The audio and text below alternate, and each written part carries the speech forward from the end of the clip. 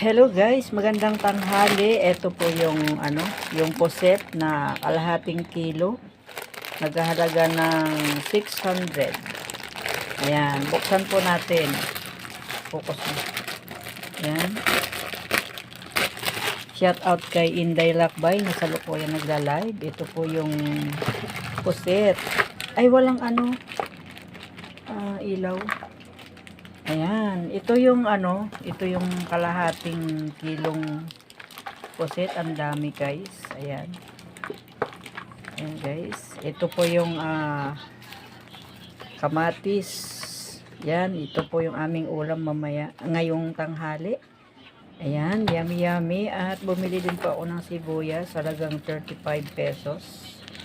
Ayan, ito yung aking, hindi ko naman to lahat gagamitin guys. Dalawa lang yung aking kukunin. Ayan.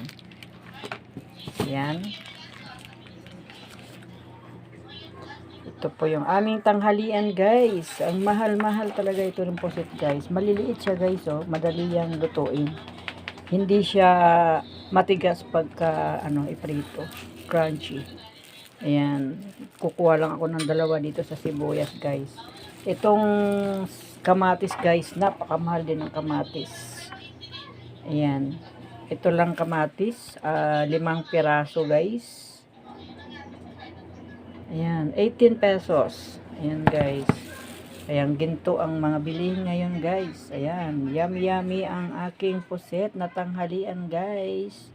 Shout out kay Inday Lakbay. Ito po yung aking sinasabing ulam namin. Ayan. Napakamahal ng pusit guys. Pag gusto mong kumain na masarap kahit mahal ay bibilihin natin, di ba guys? Thank you for watching guys. Bye bye.